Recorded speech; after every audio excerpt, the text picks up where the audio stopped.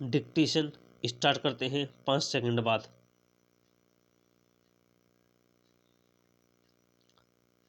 Start.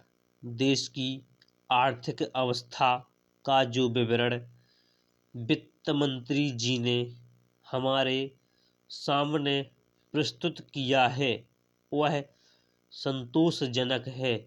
हम देश की आर्थिक अवस्था को मजबूत बनाने की दिशा में अग्रसर हो रहे हैं। विभिन्न क्षेत्रों में उत्पादन बढ़ रहा है, जिससे आशा की एक झलक दिखाई पड़ रही है। तीसरी पंचवर्षीय योजना के दौरान हम एक बहुत बड़ी धनराशि खर्च करने जा रहे हैं। यह भी एक आशाप्रद बात है।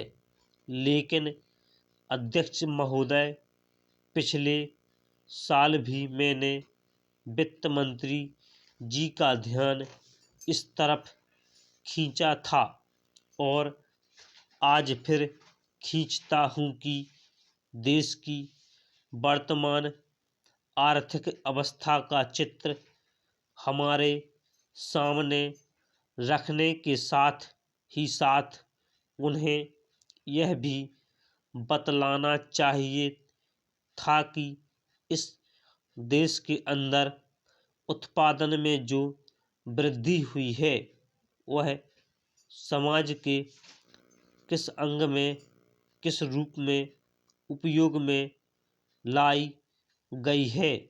आज हिंदुस्तान की सबसे बड़ी समस्या गरीबी और बेकारी को ख़त्म करना है।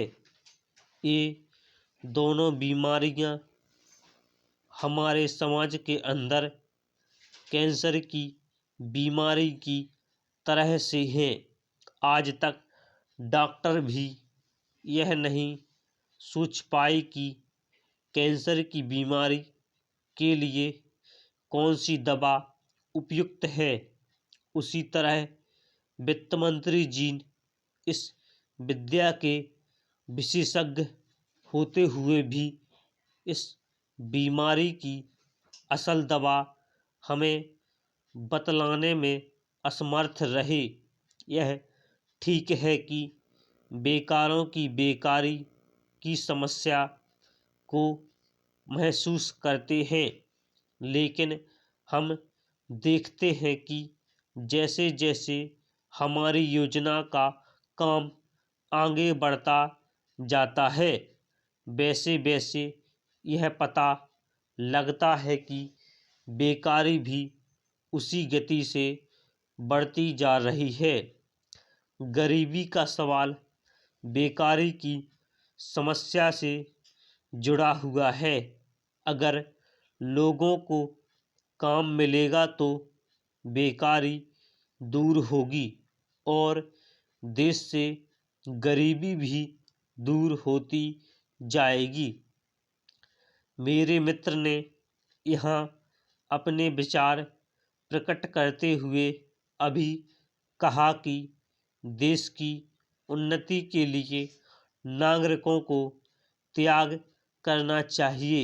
मैं इस बात को बहुत अच्छी तरह से महसूस करता हूँ कि और हमारे देश की जनता भी इसको अच्छी तरह से जानती है कि बिना कष्ट उठाए पूंजी जमा नहीं हो सकती और बिना पूंजी के विकास नहीं हो सकता।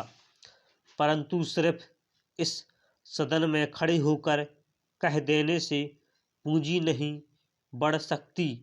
जनता हर तरह से सहयोग करने को तैयार है, परंतु उसे रास्ता आपको दिखलाना चाहिए।